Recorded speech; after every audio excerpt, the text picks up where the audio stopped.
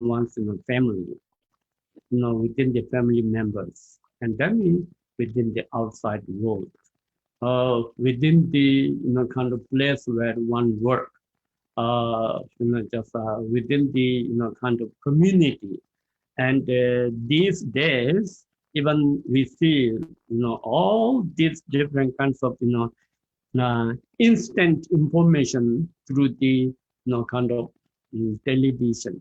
We see how things are kind of like happening, and how kind of mean guys does all sorts of negative action, and they kind of using all sorts of kind of like weapons, and that way how somebody may be killed, or somebody may be you know uh, mm, just end up with so much kind of like suffering, and just because of one kind of like anger, and then the hatred, and that the kind of negative emotion that one could not kind of control at that moment.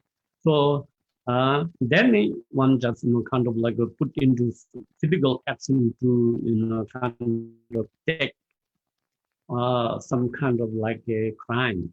And that way, just like this, we have to look very carefully in our life and in our mind and in our being. And just been acting in that way, just how much it did disturb. Mm.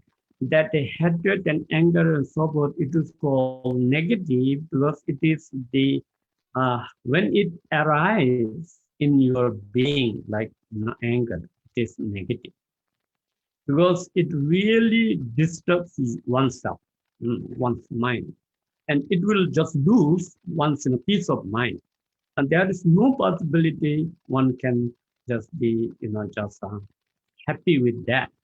And at the same time, with that, kind of like anger, once you take action and then cause some, kind of crime or problem, then that person, just how much you are, kind of gotten suffering, pain, and not only that person, that whole their, just family, relatives, and so forth. They all get, kind of upset, and that way, where it is causing, kind of like a problem uh, with that, kind of like a negative emotion, and then, kind of like so much of suffering into oneself, and then even one's own family.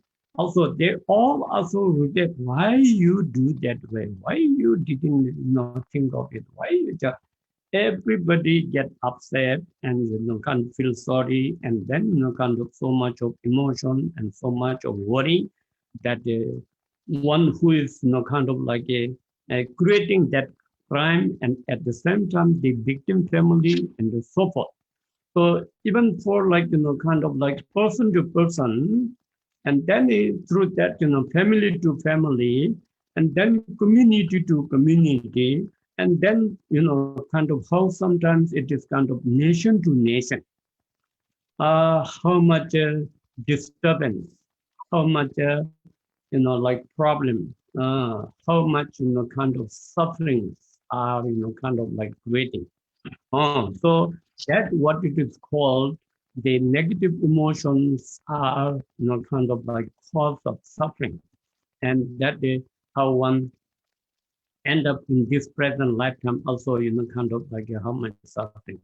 And such kind of the what the negative emotion, there are even not just only like hatred and anger, but also sometimes with the jealousy, sometimes with the kind of like pride, sometimes with even kind of like desire, and sometimes with the just the too much of kind of like ego, pride, and that way these the negative emotions kind of whatsoever they arise in our somehow in our being, in our mind, and then we put that into action, typical, kind of verbal action, like uh, expressing very negative words, and that which cause, kind of like a negative feeling for the, kind of other person and the suffering. And then that it end up just becoming more worse, and then, kind of physical, kind of putting into action. And so that what we see in this world, in a, kind of individual cases, family cases, and the community cases, cases between, countries, and that, like as we look into the world history, back into our history, just how much of those, kind of like a so much of power, and then ego, and at the same time, greediness, and according to that, how much it is, kind of like affecting the whole world, and what it is went through. So from all those, we have to learn if we are, kind of like in this modern world where we feel, where we think, or the 21st century, kind of modern world is much, much more educated, much more civilized, and much more, advanced and developed in so many ways, science and technologies and health and rest of other many educations. And at the same time, world itself has become, kind of small, that wherever we find all this kind of greatest success of, education, training, people can just travel and learn and, get educated. But still, kind of that the real, kind of happiness and peace and relaxation and good health and harmonies. These are, just whether do we, kind of experience in this, 21st century, how much. Even though, compared to the past centuries, it is much better. It is much better. But still, kind of each and every individual beings, until and unless we don't work with this emotion, negative emotion. In Buddhism, this is a main thing to concentrate, to study and look into it, and then find it out. What is the real source of the unhappiness? What is the real cause of all this suffering? And how all sorts of miserable lives that people experience, and why there is so much of, kind of like a disturbance, each other, human to human, even, kind of between the relatives, between the families. So these are to, just we need to awake now, as we have been going through, awakened warrior. We need to awake from this kind of like a seeing in the world what is happening, and looking into it, kind of like a going through search. What is the real cause of all this problem? It's nothing else other than this, negative emotion. And because of that negative emotion, that somehow, just in Buddhism, that it has been taught, according to the reality, according to the truth, that every single beings have this negative emotion. And because of that negative emotion, we are creating all those, negative karma. And with that, the negative emotion and the negative karma, Then we are, kind of like born in this world, which means in this samsara. Samsara means, kind of what is called cyclic existence. So cyclic existence uh, means like a, just every individual being is been, kind of like a, within from this life, we die and then again born. So what is going through in a cyclic way is our own consciousness, our own mind. And within our mind, or a sense of being conscious, that not having that just conscious in form of wisdom, but become kind of like conscious in the negative way with the ignorance. And as I said, earlier, within this, kind of emotion, just only two categories, negative emotion and positive emotion.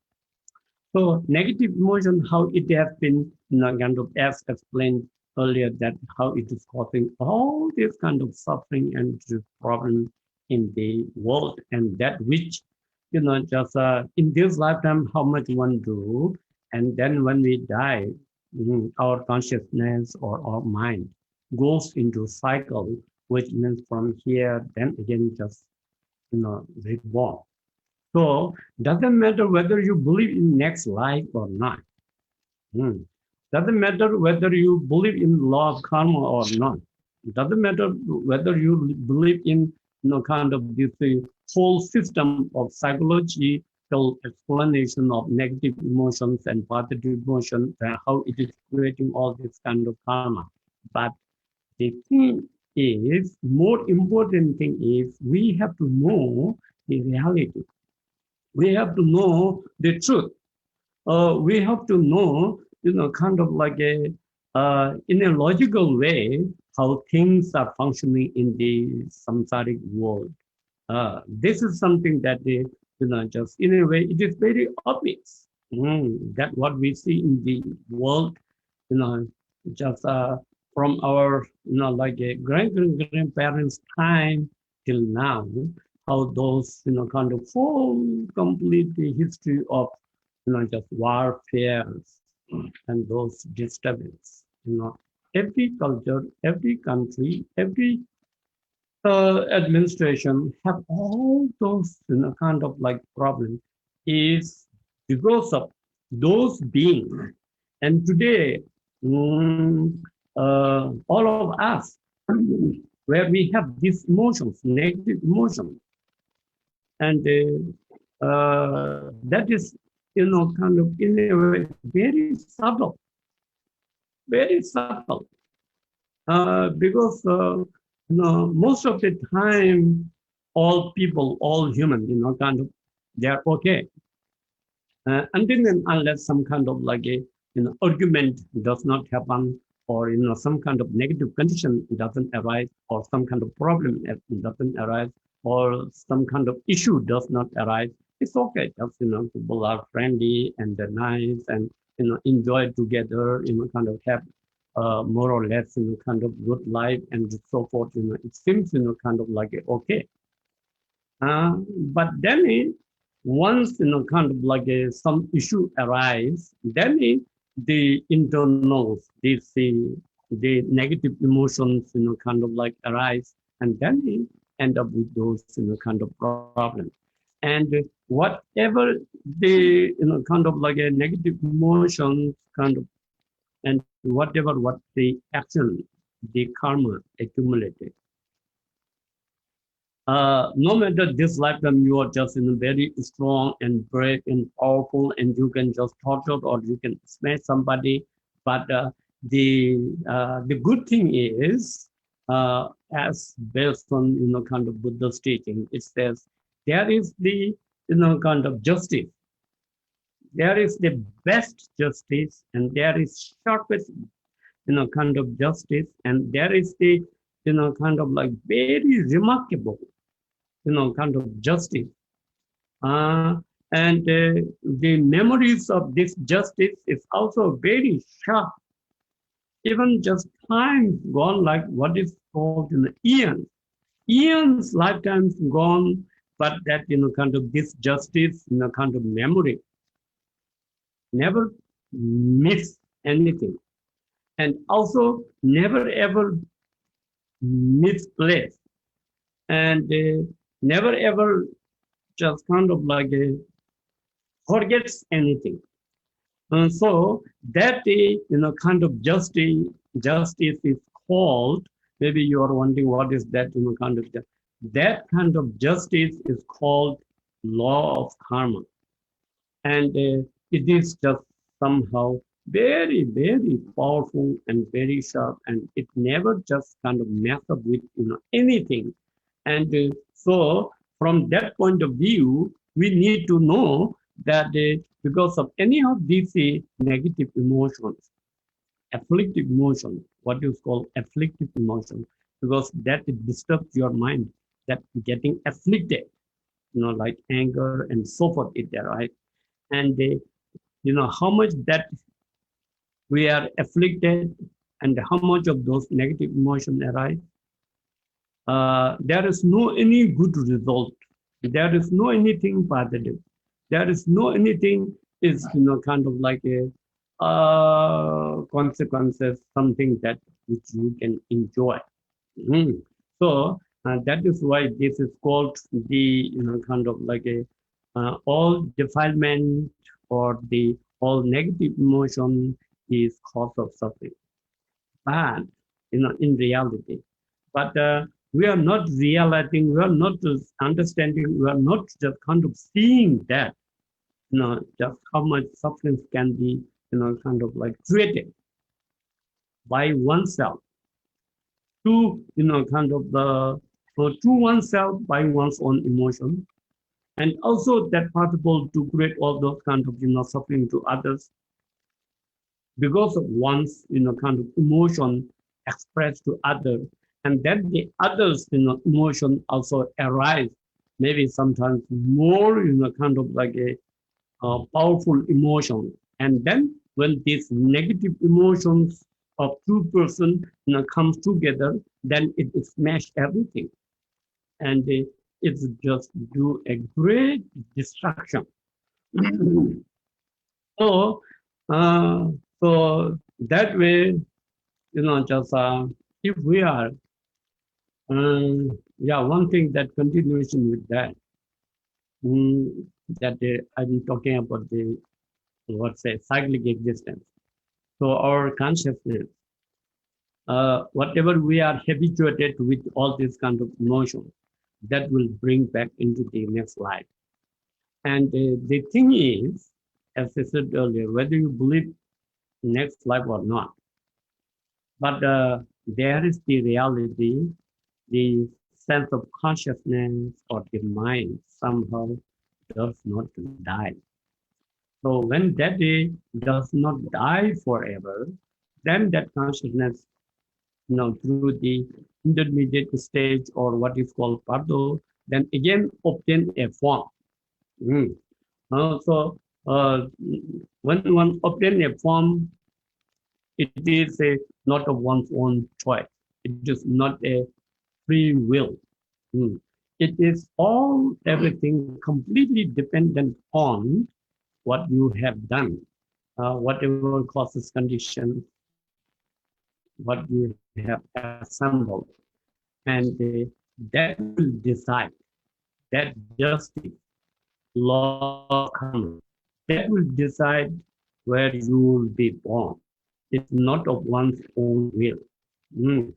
This is a really need lots of, kind of contemplation and lots of research or lots of experiment, how far it is, kind of true.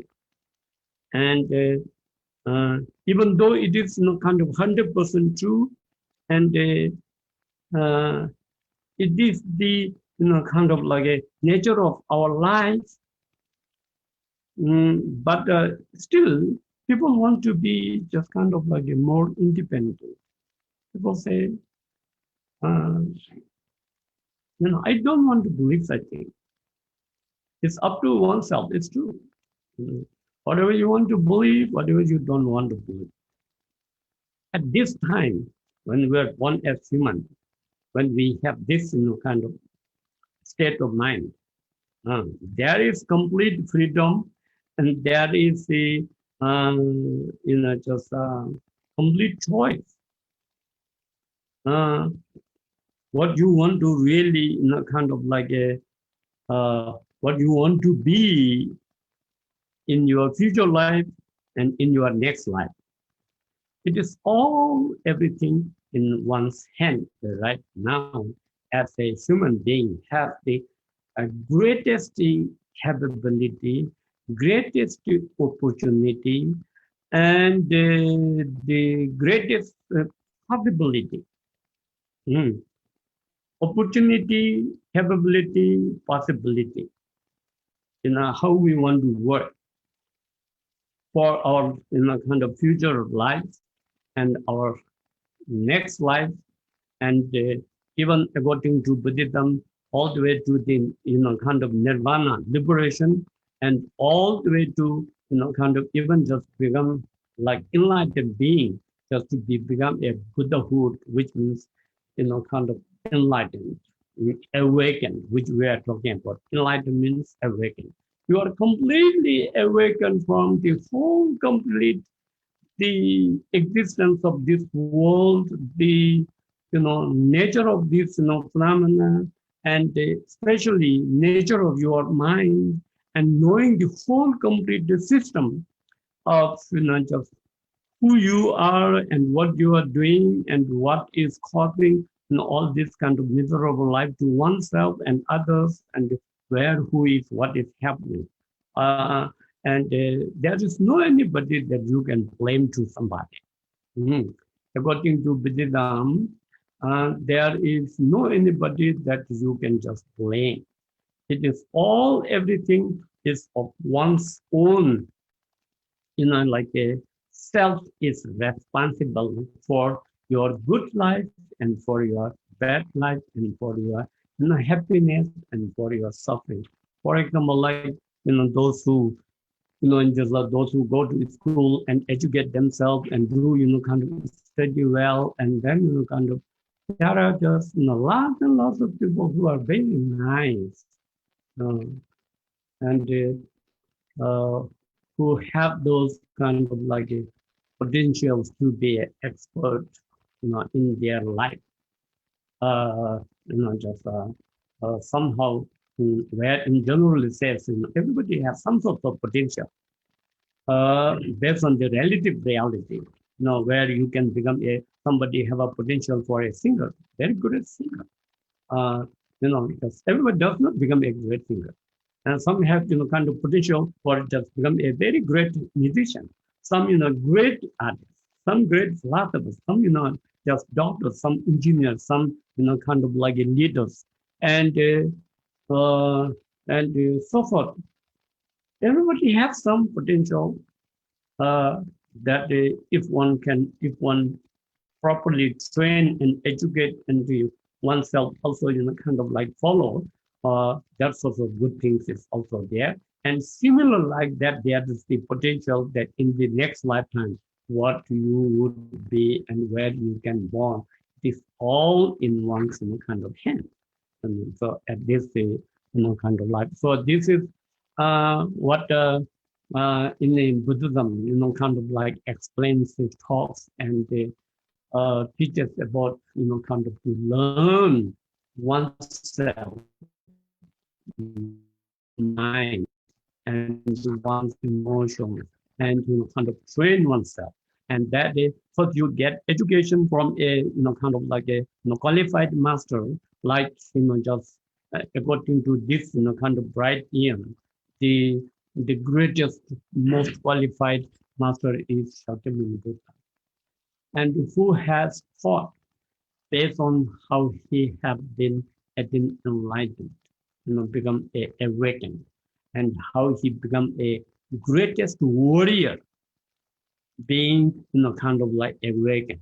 So warrior, that what one need to kind of like fight out to and the cause of suffering, and that more or less kind of the enemy. So the real enemy is not outside. The real enemy that calls you from from life to life and life to life to go through all these kind of process of suffering and difficulty is within ourselves. This kind of emotion. Mm. So this is one thing to kind of like examine, and then uh, just uh, just don't to leave it like that and contemplate. Really contemplate and think, and then try to work on it in this life and try to work on it. Besides that, there are lots of books. These all these you know Buddhist books from the great Indian scholars from the Nalanda University, those like Nagarjuna, Acharya Shantideva, and Chandrakirti, and so forth. And they now with the many of the Tibetan masters, kind of they all studied same thing, and then they receive it, and then they educate, and then they practice, and then they have realization, and then they attain liberation and enlightenment. According to that, they have given all this kind of instruction for the future generation like us. So read those and kind of like educate.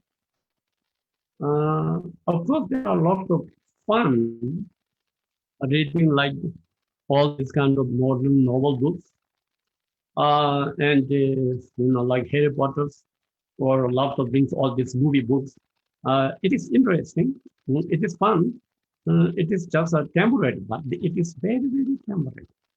And sometimes from those movies we can also learn, same like that. Those who have negative emotion, how that person end up with the suffering at the end. And those who have positive emotion, such as like compassion, loving kindness, and being very honest and truthful and patience and nice and hardworking,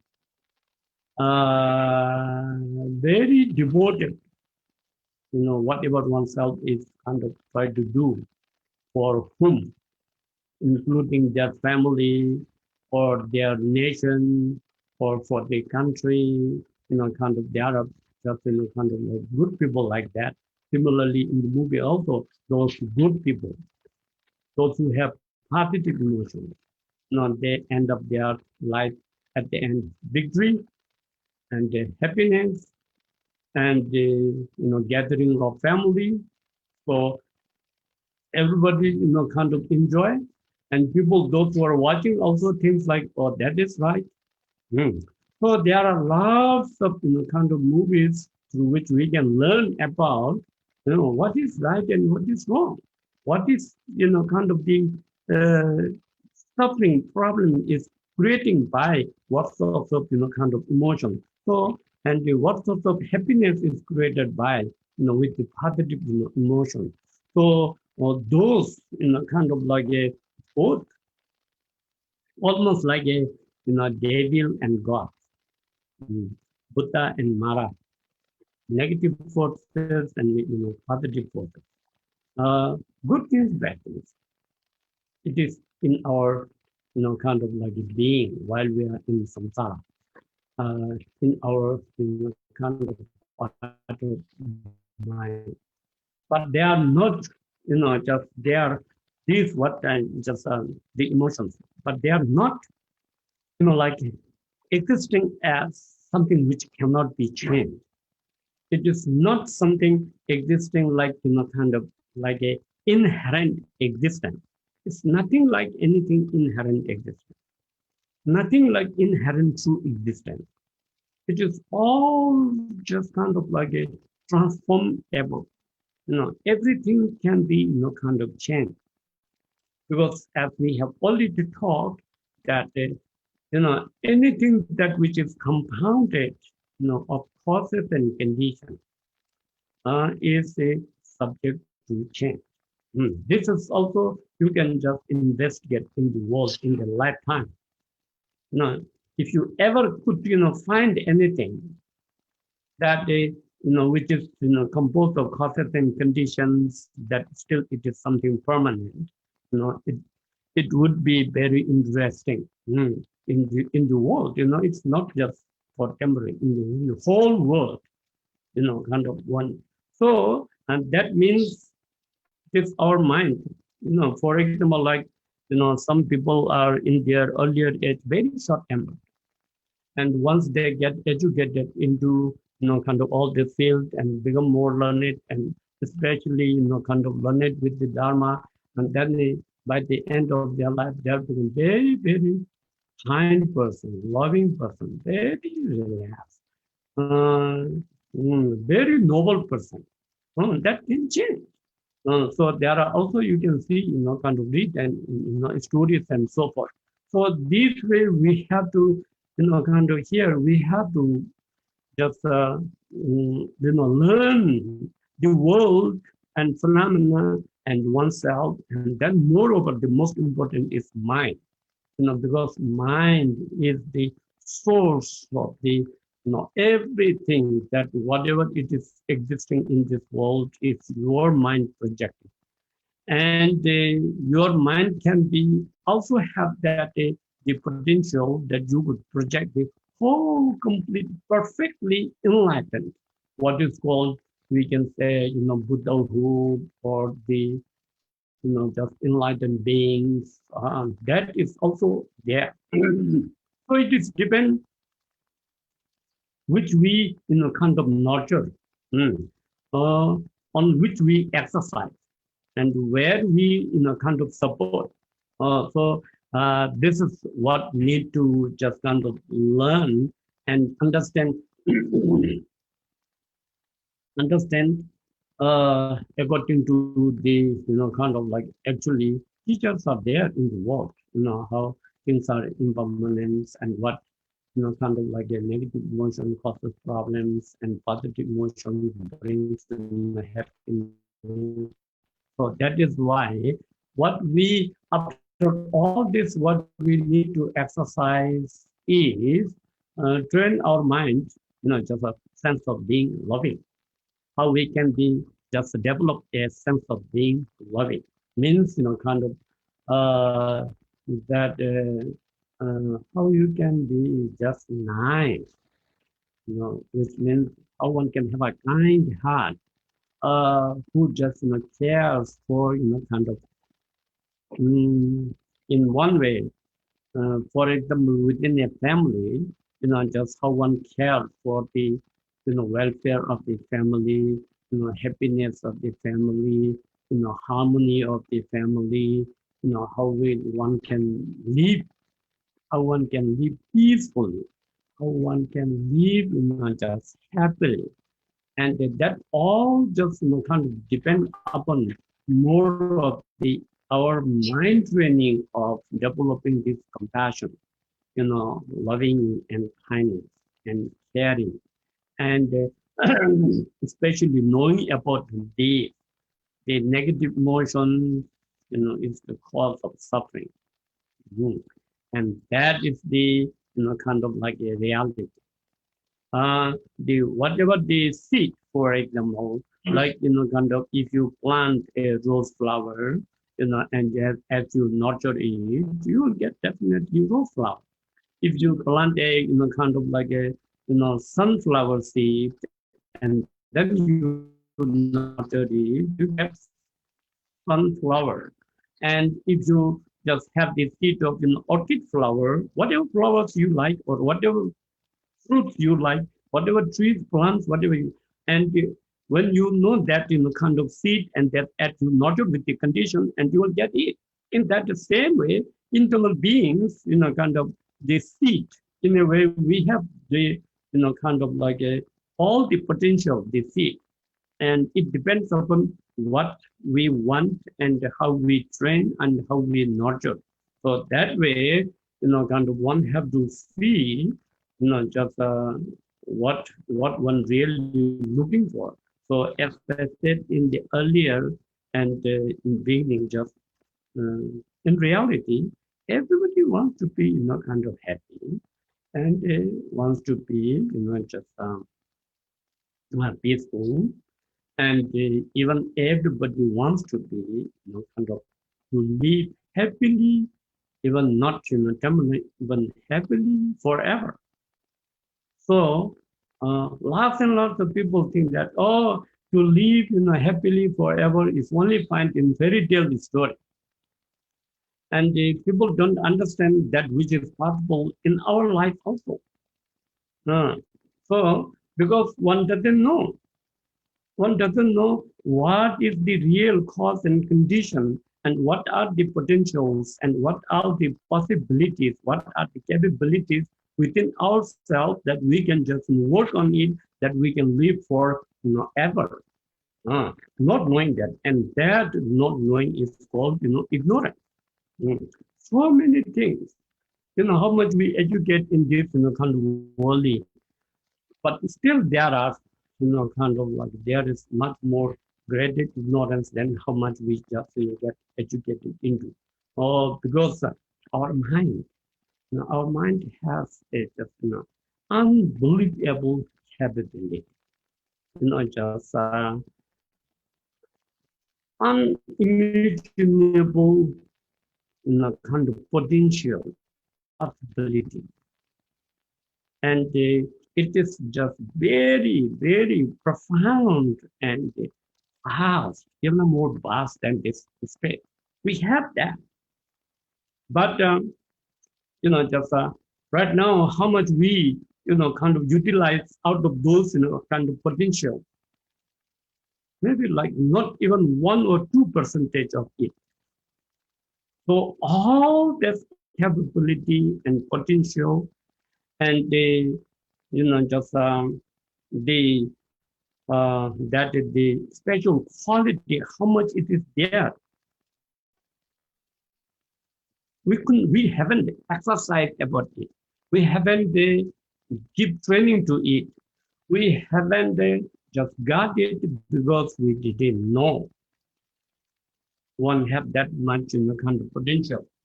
For example, like the modern science, greatest scientists, so many scientists, great, that they also say, kind of how much our brains have so much of potential. And they were saying, kind of how much we are using our brain out of, kind of like 100%, maybe only, kind of 10 or 15%. So rest is all just kind of left there, ignored, and no, kind of use, and nothing functioning because we didn't train. So according to Buddhism, uh, it is mind. And as we go through this whole complete system of the psychology, what the science of mind in Buddhism, uh, there is kind of very, very extensive explanation, even just every single types of emotions in Buddhism as kind of like a division to division, and division just kind of like uh, just get into the emotion. It says every single being have 84,000 emotions. Mm. And that all explained in detail in this sutra and Abhidhamma Kosh, and so forth. The like many of our kind of like a great masters explanation that the in the on the one hand, like how the whole complete as more what's it astrology, external astrological the existence, kind of what scientists could find is just only part of portion of it, what it is explained in the Buddhist kind of text. Similarly, that the science of mind, how everything explains in its kind of detail. Mm. So these are things to educate and that to train ourselves. And then, however, that is now thought just to let you know on positive emotions. Mm. So instead of kind of like a getting used to these kind of negative emotions, now we have to train and get used to the positive emotion. Because now here somehow we come to that some sense of understanding that the negative emotions are cause of suffering. So I don't think that there is anybody who want to experience suffering and who wants to end up in suffering. I don't think. Uh, as kind of like wherever or whoever we ask, kind of everybody wants to, just experience happiness and peace. And so then we must have to know what is the real cause and condition of happiness and peace. And that the happiness also, in temporary happiness and ultimate happiness. So the temporary happiness is during this our lifetime, and the plus while we are getting recycled in samsara, recycled by who? The machine of karma. Hmm. Karma is the recycled machine of all these beings, and that is kind of every single sentient being, even these tiny insects, flies, or big animals like kind of elephants, or kind of scary animals like tigers and leopards, or even the god realms or demigods, or this kind of just modern world saying kind of like aliens, if there are such thing existing aliens, aliens, and then every single kind of like a beings in the ocean, those octopus and so forth, and then if there is such a thing, what is called ghost and herd ghost beings and health, that every single being is looking for happiness. Even that when we see at the kind of like ant nest, how just every morning, kind of they almost get so busy just walking here and there and taking something, and kind of even sometimes these animals are very strong. They can carry bigger than their body, and they just kind of and they all just looking for happiness. Mm. So if we are looking for happiness, we have to know what is the cause of happiness. So in this world, those what say, capitalists and the like a kind of like a concern on materialism, on the kind of like a economics and so forth. That all just thinking that the happiness is outside. Mm.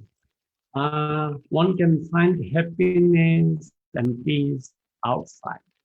And just, I think the majority population of the world doesn't know that happiness can find within oneself. So that is why, kind of look into this world, just everybody try to, kind of like get something from outside. And that way, in our day-to-day lifetime, everybody try to just, educate into so many different field of education, and then, kind of just get the graduation and degree, and then find job, and then they just work for the whole life, looking for happiness. Um, and just thinking, oh, if I have a big house, I will be happy. Or now, if I have a car, I will be happy. Now, if I have, kind of like all this, kind of like fame, I will be happy. If I have lots of, kind of income, I will be happy. And even just look that the one of those, richest people in the world, does they seem, kind of happy? So that is why, kind of like a materialism is a condition, a temporary condition that helps you. But the actual happiness that can experience within oneself when we train our, kind of inner quality, just inner quality, and such as like, just being as, just being very, kind of like compassion. The compassion is one of the quality, one of the force that will make oneself and others happy. And similarly, the, kind of loving kindness, that being loving and kind to, just anybody, just trying one's best to train one's mind always in that nature, that is also one of the cause for happiness. And then, kind of like a being, just nice and having that kind heart, to anybody without just kind of like a much distinction. That if one develop that, kind heart, that is the cause of, kind of happiness. And then besides that, even sometimes you're kind, but people don't understand. Still, they attack you and they abuse you and they bully you. So at that point, kind of like many people lose their patience, and then their compassions are broke down, and loving kindness are broke down, and then they become just disturbed, and then this, kind of like anger arrives, and then hatred arrives, and then they also become same like those like beasts, kind of don't have some sense of, kind of understanding about what is called wisdom. They don't have that. Then becomes same thing. And then what it happens is disturbance and suffering and problem and no anything good or happiness come out of it. Uh, so then it's just become, kind of equally negative. So when those things, kind of disturbance, harms and criticism, all those happen, we have to train our mind not to lose that just of the compassion, loving kindness, caring. And for that, we need to have to do lots of practice about being patient. And, just how one can, kind of like kind of like be patient in a very stable way. And immediately also, kind of feeling forgiveness. Whatever they say, don't mind, forgive. And, work hard not to lose that once, kind of like a positive emotions or virtuous emotion, that, kind of that quality which one had been trying to maintain, not to just lose and not to, kind of disturb and not to waste it. And that is why one needs just kind of lots of courage to maintain, lots of patience, and lots of, kind of perseverance, and at the same time some sense of determination. No matter whatever even this world may attack me, I'm not going to lose my patience. I'm not going to, kind of like disturb my loving kindness. I'm not going to let them just destroy my compassion. No, I'm not going to just, kind of disturb me, because I know they all are compelled by their afflictive emotions, by their negative emotions. And in reality, they also don't want to be, kind of negative in that way. But just because of certain condition, and then this, kind of the emotion just arrive, and then not having training over it, then it bursts out and then kind of express. So that way, have, have to train just lots of training our mind. So that is why in Buddhism there are what is called lojong.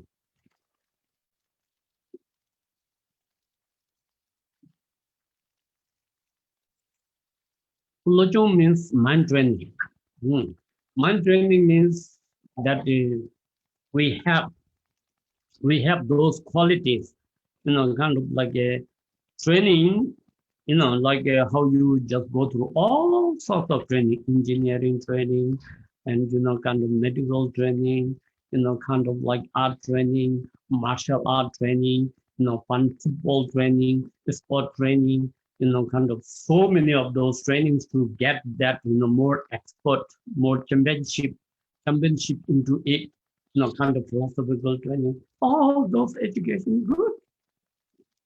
But if we are looking for, just eternity happiness, which means kind of can live, happily forever and ever, is just through mind training.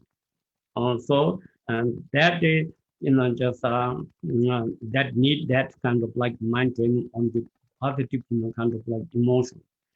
And that to go through that, one have to know. But one have to know what sort of potential one have.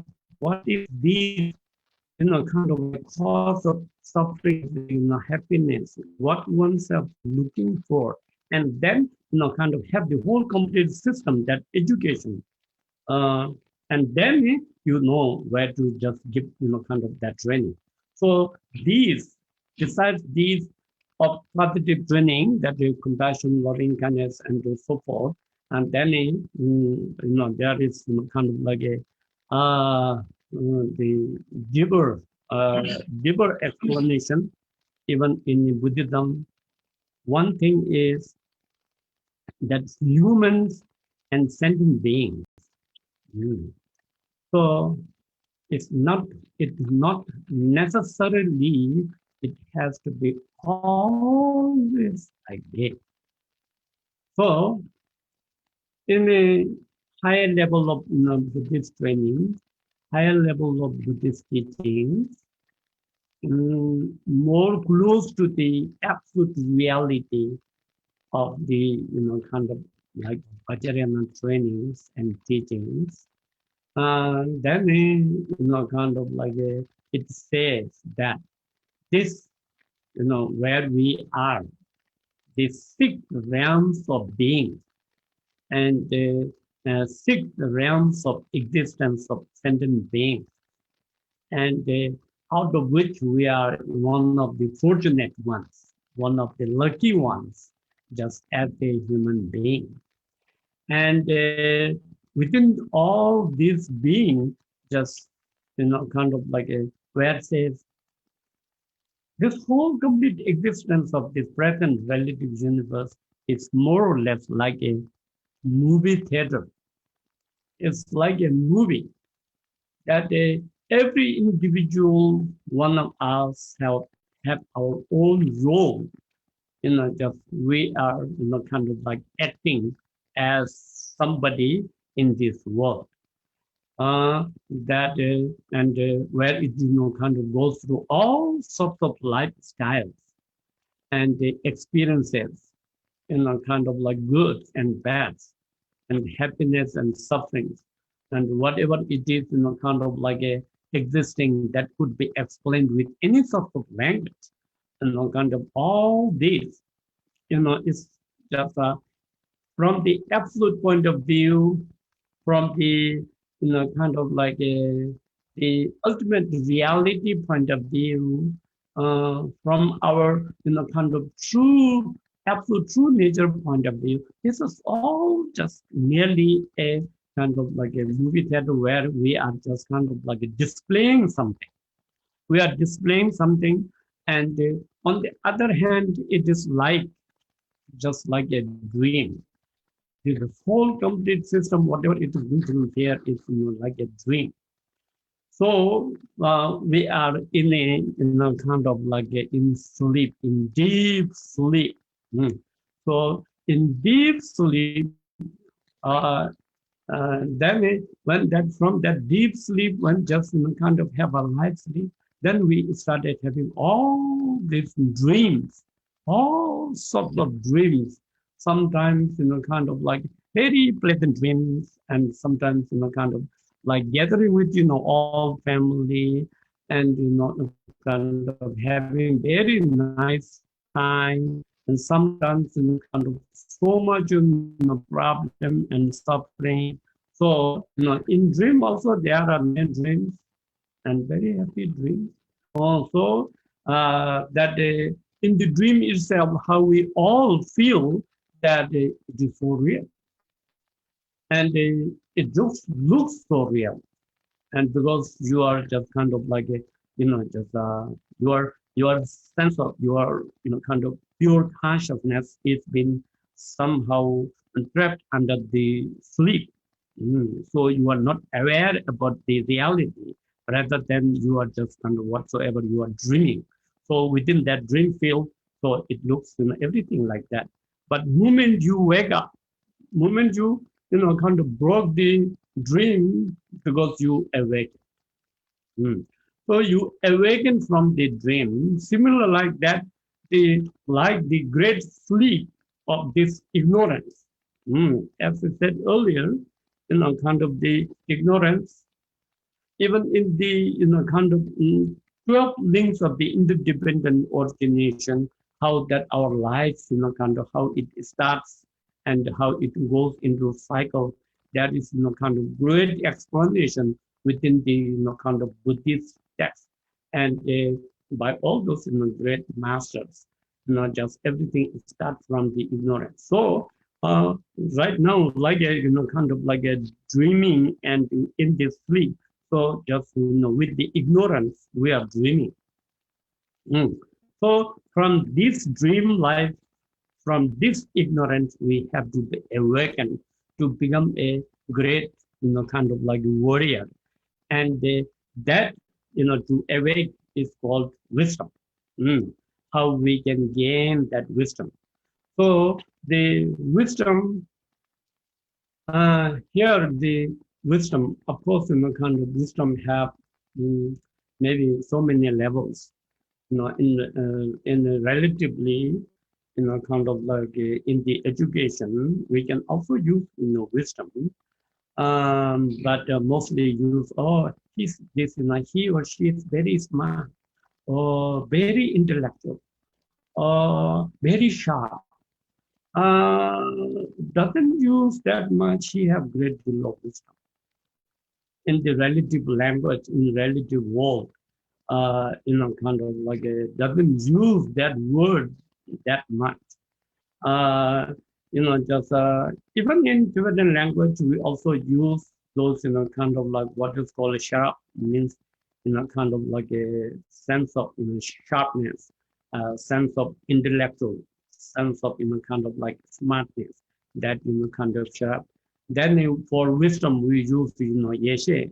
So that we use for most of the, kind of great beings. So that now the point is what it is coming to is in relation with the third, where it is talking about the third field, talking about that what we think in the relative world at this present moment, what we think this is all kind of like true, this is all kind of existing, this is all real. The external phenomena, internal living being, and all everything is real. And almost kind of like a belief that this has a almost like inherent existence or inherent true nature. And it somehow we see as real, we project as real, and we assume as real. And that is why we have this kind of like grasping as real and clinging as real, and just feeling this is all kind of real, including your kind of like feelings, whatever sort of feelings, happiness or suffering or whatsoever, even your emotions, that thinking this is all real. And that is the whole complete system of believing this is all real. That is the what is known as a wrong view. And that is known as the incorrect view. In Tibetan, we say, kind of chinjulo. So, kind of like a thought of a mistaken thought or mistaken belief. Mm. So, so that is, kind of the third, just a seal. In reality, kind of as a, in reality, as I explained with the, kind of like example of dream, it is all unreal. Nothing is true. Nothing has inherent existence. Nothing has inherent, kind of like a true nature. It is all that what we think, kind of the external phenomena, and then the internal oneself, one's aggregates and feelings and thoughts and emotions that where we think real is exactly like we are in the dream. Mm. In the dream, that how everything kind of like appears. So, so that that what it is called wrong view, because in reality there is nothing, kind of inherent exist. That is why in the part of the, kind of third seal is saying that it is emptiness and identity less or identity lessness. Uh, so then, how it is, kind of emptiness in nature and how it is identitylessness in nature that, is not just merely, kind of like to say, oh, it is emptiness, just forget about it. Or it's not, because there is the whole complete explanation. For example, like the Buddha's, turning wheel of Dharma, the second, the Prajna Paramita Sudra. Prajna Paramita Sudra, the transcendental knowledge. The Sudra means, Buddha's teaching. The Buddha's teaching of the, kind of transcendental knowledge. And upon that, there is the, kind of like a commentaries written by those great Indian scholars from the first century, like Nagarjuna. And Nagarjuna concentrate on the, kind of like a profoundness of the Prajna Paramita, the transcendental knowledge.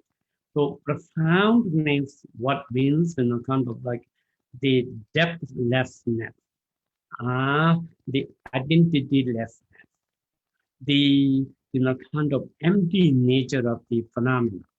And to understand and to explain, then, kind of Nagarjuna written this Mool Madhyamika, that, which has, kind of 27 chapters. And there, kind of he explained with all this logical reasoning, every single aspect of this phenomenon, the external phenomena, even our, kind of physical body, our, our emotions, and afflictive emotion, uh, our consciousness,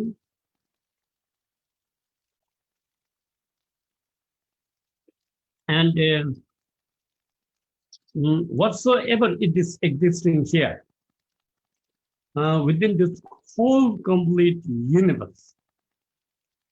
Even this stars, the whole galaxy, sun and moon, is very complex and very profound. And with that, kind of like a reasoning, where it explains that everything is emptiness and does not have inherent existence. So this, you have to contemplate on this.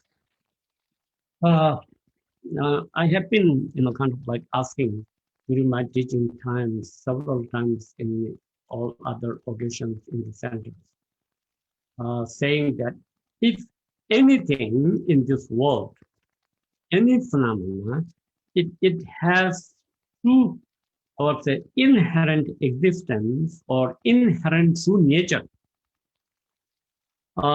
then what it would be. or just to examine and to search it out and look into it. Is there anything that which has an inherent existence within this universe, or inherent existence, or inherent true nature?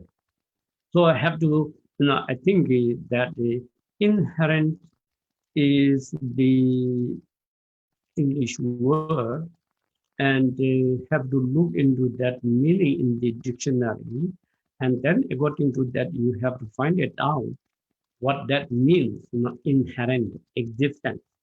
Uh, and after that, you have to search it out. Is there any entity that ever existing, like kind of inherent existence or inherent true nature or not?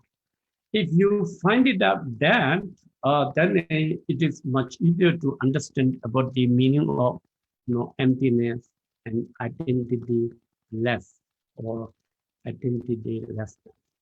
The thing is, like in the relative world, we all just care so much of one's identity. And that identity is kind of like a symbol of ego. And as long as that we have this kind of feeling of identity, who I am, and where have that the strong clinging of I am, and I am existing. And with that, one have that pride for oneself, and then that what it is called, kind of like ego, and that is, just in the kind of relative world, that that ego, that pride, that kind of identity, just kind of like consider it is real and it is existing. It is important, and that is why in the world, kind of, with the modern world, with all this scientific and technology, started creating all this kind of identity, who you are, identity. Like maybe 100 years before, wherever we want to travel, wherever we want to meet, whoever we want to talk, we don't need to show identity. Now the ego is becoming bigger and bigger, and it's becoming more and more solid, and it become more and more kind of like a just like a true and a grasping, clinging on so much that kind of like now almost every country in the world, everybody try to create this idea. So have to look into it. Does it make us more happier, or more peaceful, or more better, or not? Um, so so that is the kind of like a wrong concept, wrong belief. Because in the absolute reality, there is no such thing what is called identity. So the part of the seal is that the identity less, and the kind of like its nature as emptiness. So as a kind of like a kind of like a Buddhist, or those who follow the Buddha's teaching, those who believe in Buddha's teaching, those who feel like a Buddha's teaching makes sense, and those who think that whatever Buddha said is true. And that way one could follow. And for example, like now Buddha's teaching, like 2,500 years before, what the Buddha has said about, what Buddha has taught about, everything is kind of like a just relevant and reliable and makes sense on this 21st century, including all those great, scientists and technologists and kind of the great doctors or the great philosophers of the world now that they, since they have what I said about the potential to, gain that wisdom, so they also use their, kind of scientific methods to, just, what's say, to do experiments,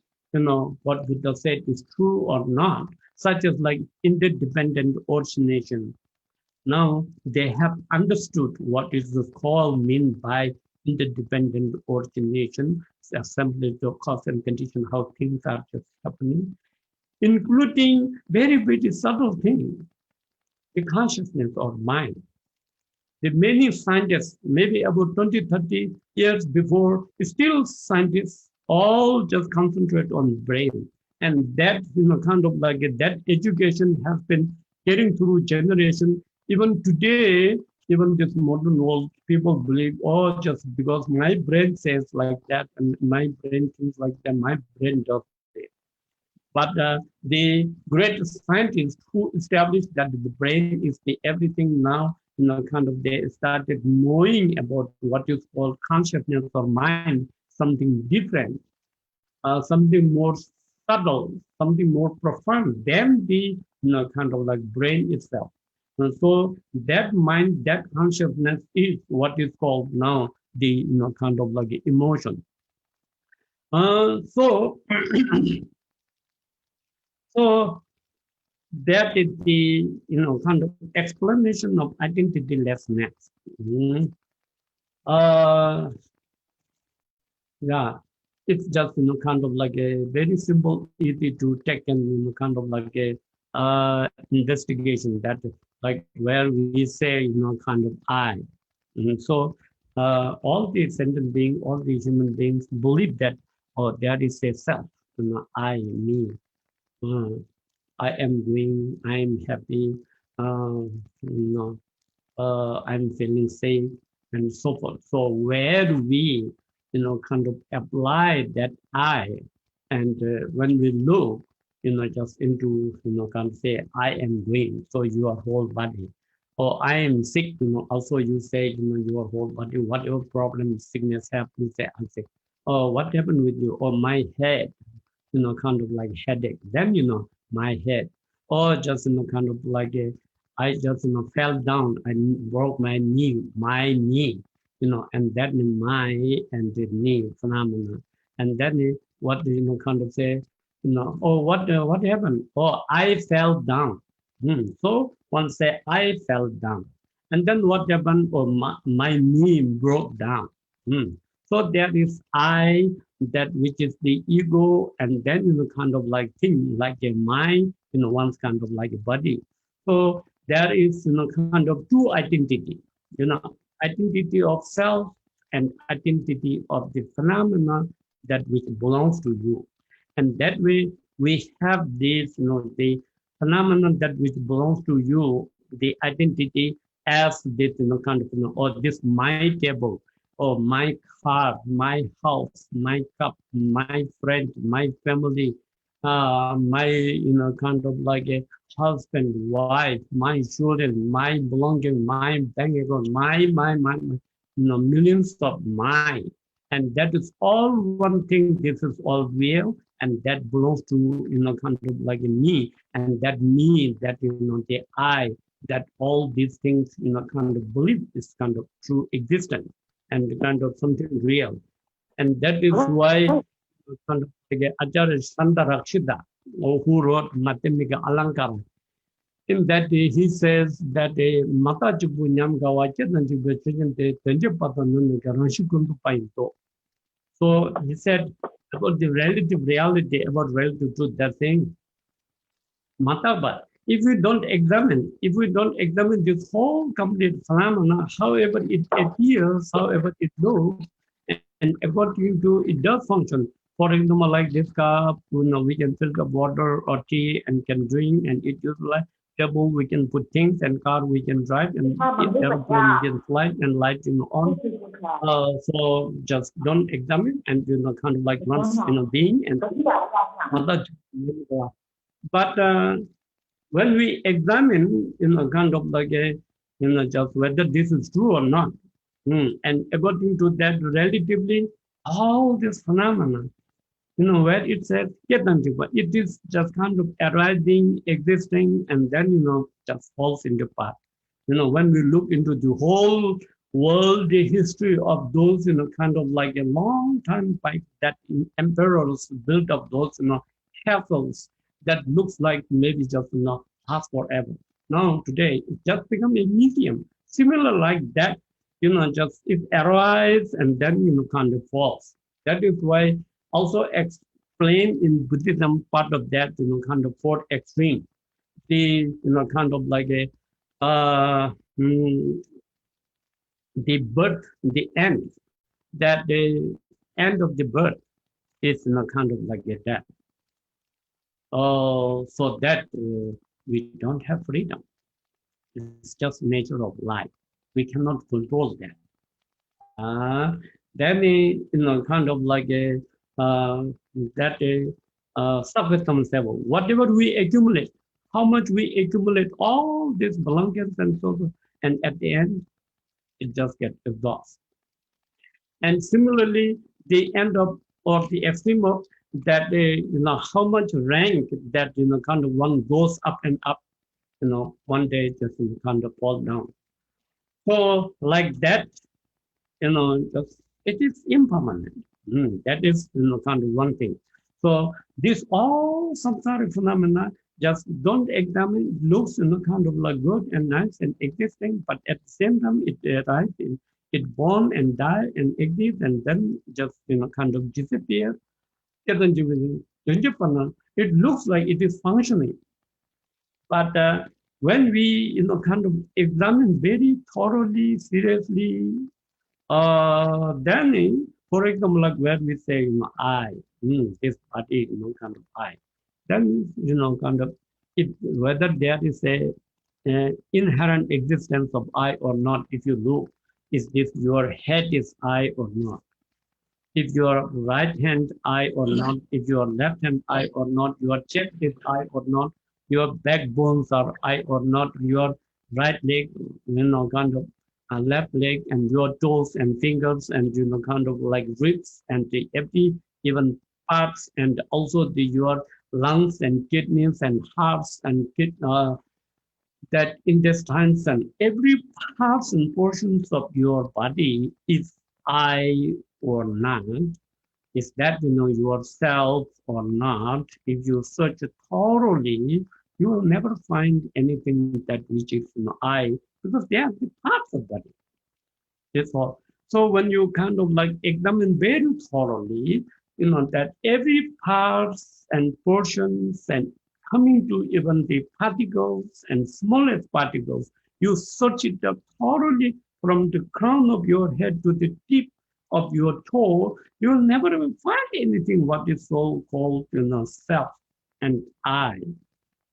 That is never ever find. Only you find is what parts of your body. Therefore, so then, just how you cling and grasping that, this is, kind of I. And if this is, every part and portions of your body is I, then when you die, this body is just burned into ashes or buried into the earth, and then your eyes may be gone. So, like those, kind of, there are logical investigation. It is not just only this one. There are, whole bunch of logical investigations, logical reasoning to search, kind of thoroughly investigate whatever it is, kind of like existing, in a true existence or not. Then one cannot find anything that what it is in a way known as emptiness in nature, that you could not find your identity. So it becomes identity less, identity lessness. So, and that, is the, kind of like a seal. So that is why, kind of here, within the fourth seal, how to view this world, not as permanent, but view as impermanent, because that is the truth and that is the reality. And not to view as happiness but view it is as suffering, and that is the truth. We have happiness very temporary. Every now and then, every just kind of other day, every other year, especially like 2020, is kind of so much of suffering, the pandemic, suffering. That is the reality. Mm. And then, kind of like a identity, as I explained right now, kind of like the that one have to not to view as identity or true existence. One have to view it is identitylessness and the emptiness in nature. And with this, kind of understanding much deeper level of the emptiness or identityless or identitylessness. Ah, that, kind of to have that a clear understanding or deeper level of understanding or to understand that the truth is called absolute truth. So understanding that absolute truth is called wisdom. So one have to gain that wisdom. So wisdom is the path. Wisdom is the path. And this, kind of path will lead us to what is called fourth seal. Just a Nyayale Devashuo. Entering into the Mahaparinirvana means, kind of experiencing nirvana means liberation. So liberation from where? From samsara. So, kind of oneself, really just kind of transfer from this, kind of samsara, which means one have gone beyond birth and death. As long as there is birth and death, you are in samsara. When you are gone beyond birth, then there is no death.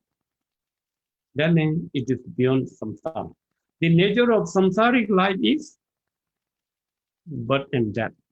And that doesn't matter whether you are just the Chakravarti, the ruler of the whole world. Also, you just born and then you die. No matter you are the richest person in the world, you will born and you will die. No matter you are the what's a kind of most beautiful, like world beauty, or just kind of born and die. And no matter you are just the kind of most famous in the world, also there is birth, there is death.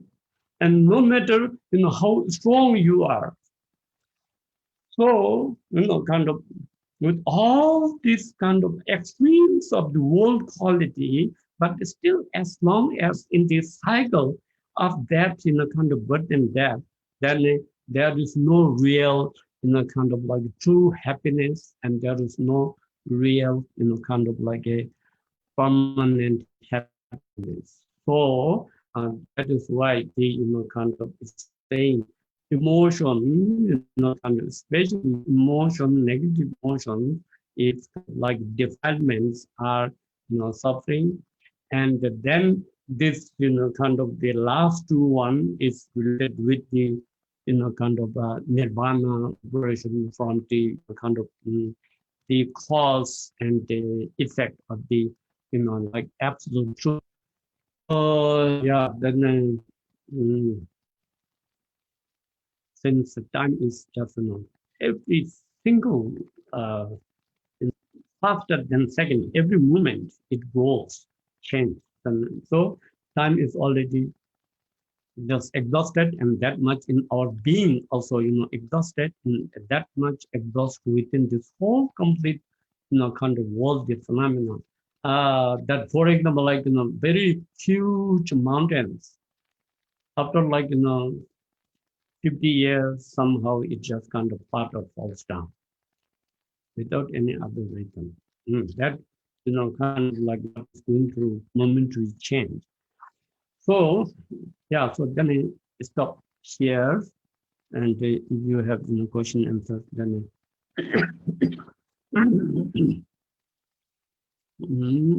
we have depending upon how much question we have. Hi, Khenchen. The first question, Tara would like to me to read it for her. Khenchen, can you hear me?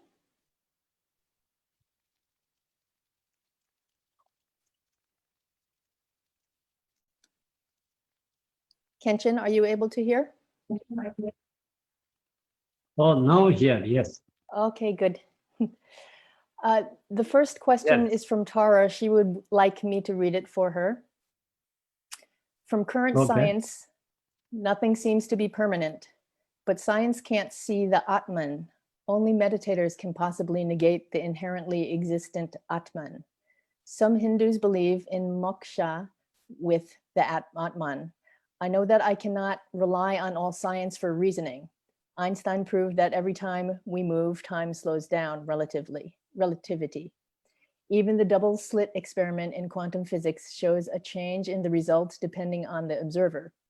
I can't logically disprove the Atman, even with the continuity argument. Mm.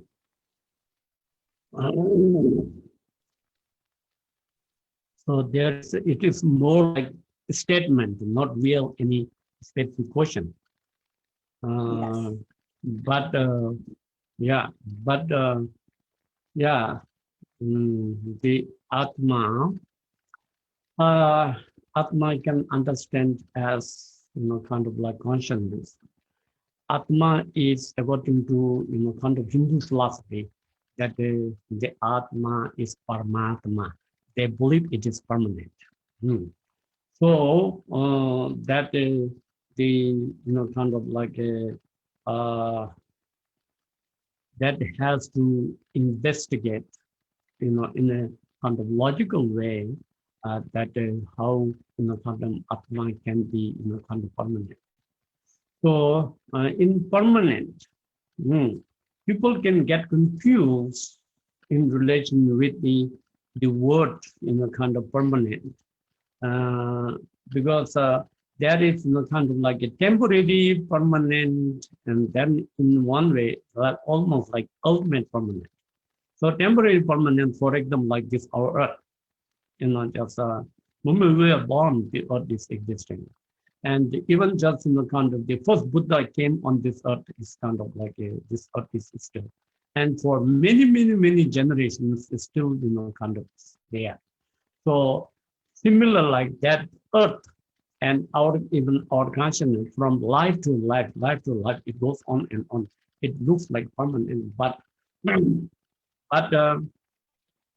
it is kind of like logically it is impermanent in its kind of like a nature. For example, this world, and there will be a time what is called end of the world. Even many other religions also believe that there is the end of the world because they see there is a beginning of the world.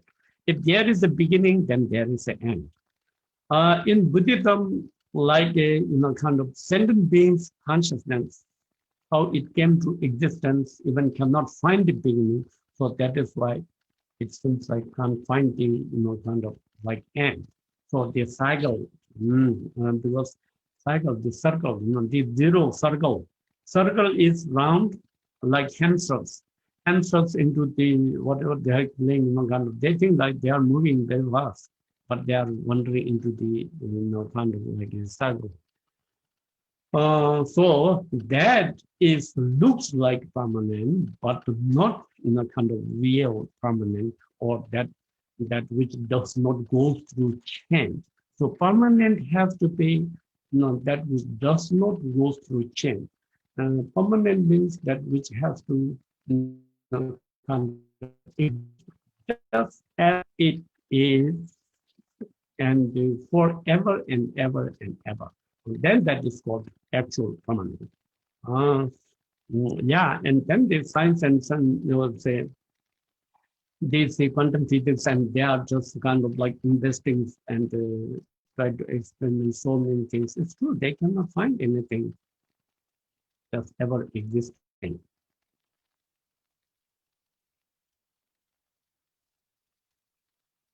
Okay. Thank you, Khenchen La. Tara has another question, Oh, and it's, is yeah. Buddhahood permanent? Mm. Yeah, that yeah, those have question because mm, Buddhahood, the enlightenment is gone beyond permanent and impermanent. It is gone beyond. Permanent and impermanent is relative. If there is permanent, then there is impermanent. If there is good, then there is bad. If there is kind of you, then there is me and I. If there is high, there is low. There is good, there is bad. Those are relatively permanent and impermanent. All those dualistic. But the Buddhahood enlightenment transcend from that. So it is actually known as the uh, unelaborated from great harmony.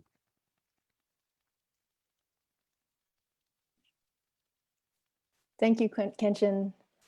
Oh, I yeah. have a question myself, Rinpoche. Okay. So is that similar with the present moment? Because the past doesn't exist anymore, the future does not exist, and we're taught to sometimes in meditation stay with the present. But the present Mm-hmm. moment is a concept which doesn't exist, and time also does not exist. Mm-hmm. So is the present moment also beyond existing and not existing? Yeah, if because present moment is why it is called present moment, because there is past and future. So it is within the relative.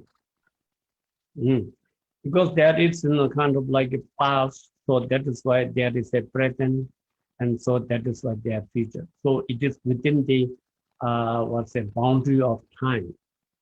So the kind of meditation where one kind of like try to get into, which is called present moment of awareness. So that present moment of kind of awareness is without any sort of involvement of the conceptual mind.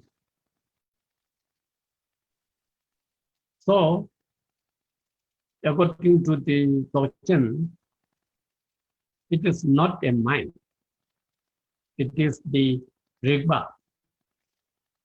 So Rigpa is, so that is why Rigpa is the one thing that which never ever goes through any source of change.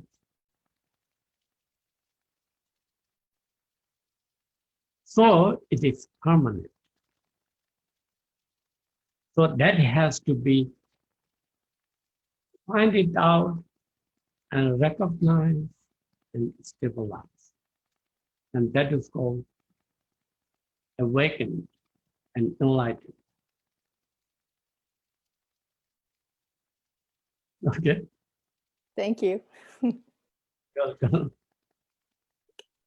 Khenchen, it seems like there are no more questions on the queue. Okay. Oh, there is one more from Tara. Is Buddhahood beyond space-time? I thought it held the two truths simultaneously of past, present, and future.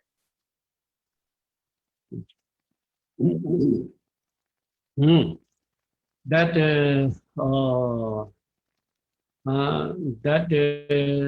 what's it? There is a thing.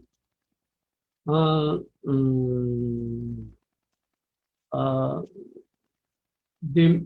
is a kind of quote I know, but I don't just get it now. Have the saying that there is some say there is two truths, and some say there is kind of four truths.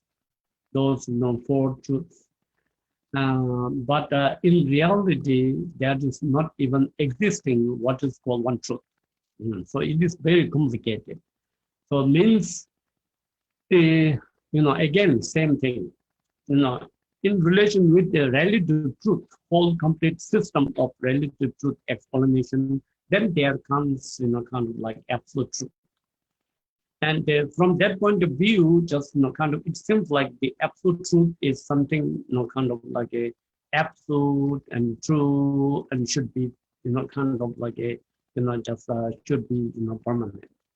Uh, but that what they, but when we talk about the Buddhahood uh, and the Buddha nature and the absolute reality, that is even just gone between these two relative and absolute truth. It is also transcend from the dualistic truth, and it is gone beyond. So it is also not let's say not kind of like a that it permanent and impermanent. Permanent is not. It is also beyond than that. So it is.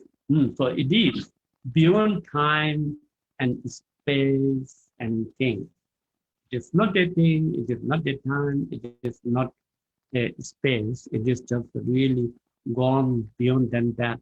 So that what it is called, let's say, uh, the emptiness without any elaboration cannot be elaborated with any sort of words and language and thoughts. So that is why it is said, kind of like inconceivable. If our relative mind cannot really conceive that, but there is such a thing.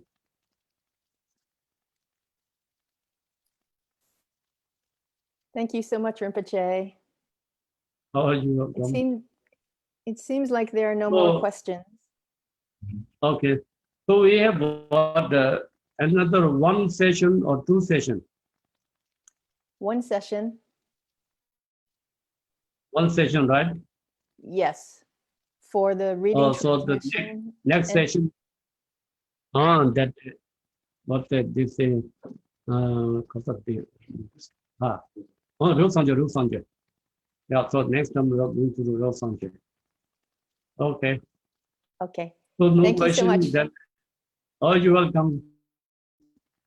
No question, no answer. Then we, whatever merit we have accumulated, we dedicate to specify all this, kind of pandemic, kind of disease, including rest of all other, kind of negativities, within the, beings, and finally that dedicate that all sentient beings be, recognize their own primordial pure nature and attain liberation. In that way, then we do this dedication prayer as long as we all have that intention, to dedicate in that way to benefit all sentient beings. Pamje Sivani, Tumne Nibe Tanam Pamje Sing, Jega Naje Palong Tupai, Sibe Tolen Doa Doa Sho, Minjin Kepo Tian Doa, Todo Tambe Chedam Minde Sing, Danshin Tenye Topa Tachin, Chunga Tobin Jitin Zebra Sho, Sanje Tamba Tachin Zebra Sho. Simjen Tamje Deshin Kibarasho, Nindang Tando Chola Choparasho, Anje Dunye Minjin Dubarasho, Guru Pema Siddhi Hu, Danda Guru Pema. Guru Pema Siddhi Hu.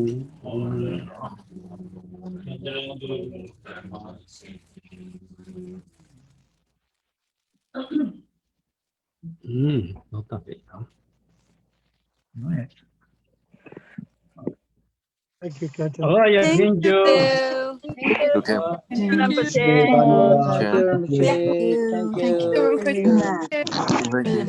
Thank you. Everyone, thank you, Khenchen. Rinpoche. Thank you. Bye-bye. Thank you, Khenchen. 谢谢欢迎。 Thank you. Thank you. 你哋咁多，應該是對。 Thank 感恩 you. 星座仁波切，感恩不起。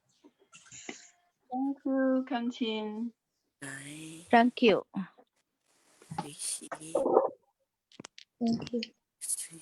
Thank you. Thank you. Thank you, Guru. That's it, le. Good night. Thank you. Thank you. My throat is done. 太完美了，完全是。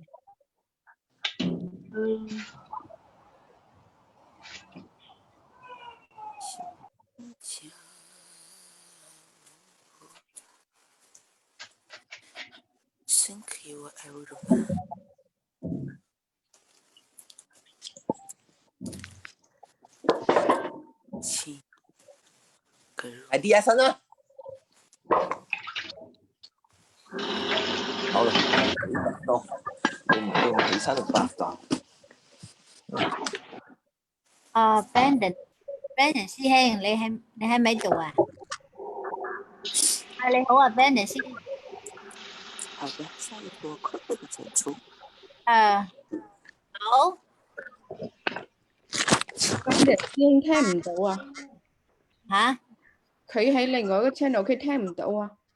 哦，嘅 Cindy 啊，唔該晒啊！你頭先咧發咗嗰個 WeChat 俾我，係咯，多謝晒你。係啊，你講話收到啊。我諗住咧問阿 Brandon 咧，佢嗰個唔該喺私下講咯，呢度好多人啊，唔該。哦 ，OK， 唔該。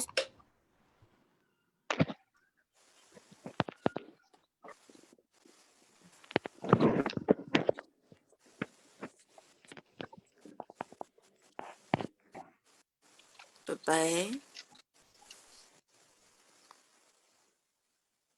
打電話。沒有。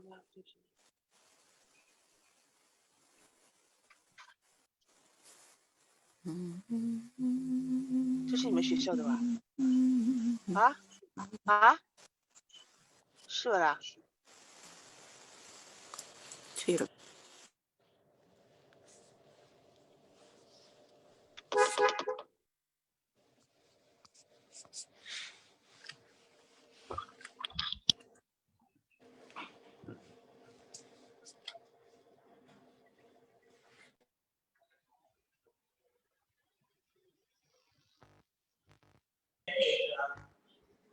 Attention, please. Please wait for your train with the platform ending. Allow others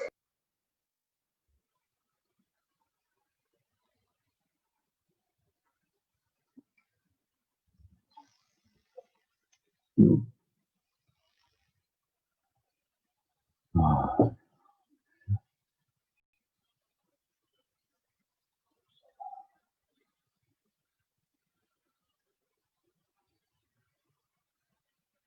Bye bye, everybody.